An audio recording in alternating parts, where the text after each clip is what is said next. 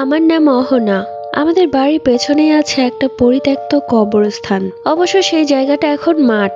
আগে সেখানে লাশ কবর দিলেও এখন আর কেউ দেয় না। বিকেল বেলা বাচ্চারা খেলাধুলা করে। আমি যে রুমে ঘুমাতাম সেই রুমের পেছনের জানালা দিয়ে সেই পরিত্যক্ত কবরস্থান সেই মাঠটা দেখা যেত। খুব কাছেই বলা চলে। এই রুমে আমি আর আমার ছোট বোন অদিতি একসাথে ঘুমাই এবং অন্য রুমে বাবা মা ঘুমায়। আমাদের বাড়িটা চারপাশে দেয়াল হলেও ওপরে টিন।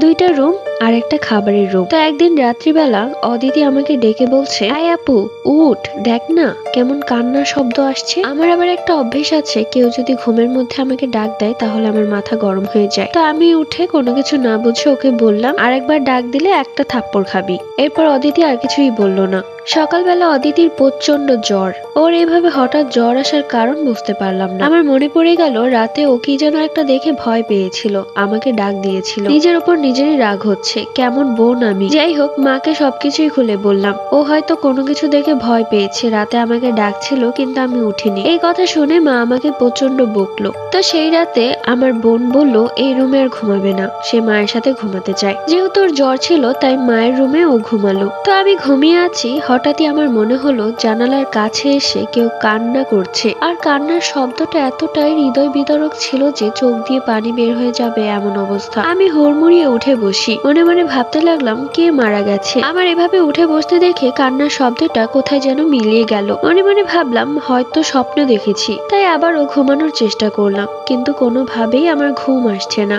কিছুক্ষণ পর আমার চোখ লেগেও আসে। ঠিক তখনই সেই কান্নার শব্দটা আবার শুনতে পেলাম। আমি ঘুমন্ত অবস্থায় চোখ মেলে তাকিয়ে শব্দটা শোনার চেষ্টা করলাম। হ্যাঁ, শব্দটা আসছে জানালার বাহির থেকে। ভয়ে আমার গায়ের লোম দাঁড়িয়ে গেল। মাকে যে ডাক দিব সেই সাহসটুকু নেই। তখন রাত কয়টা বাজে সেটাও আমি দেখিনি। কিছুক্ষণ বাদেই আমার কানে এলো ফজরের আজানের শব্দ। ঠিক সাথে সাথে সেই কান্নার শব্দ কোথায় যেন মিলিয়ে গেল। আমি আর এক মুহূর্ত দেরি না করে দৌড়ে গেলাম মায়ের ঘরে। এরপর আমি সবাইকে সবকিছু খুলে বলতে নিলে অদিতি আমাকে বলল সেই রাতে সেম একই শব্দ সেও শুনেছে, যার কারণে ভয়ে আমাকে বারবার ডাক দিচ্ছিল।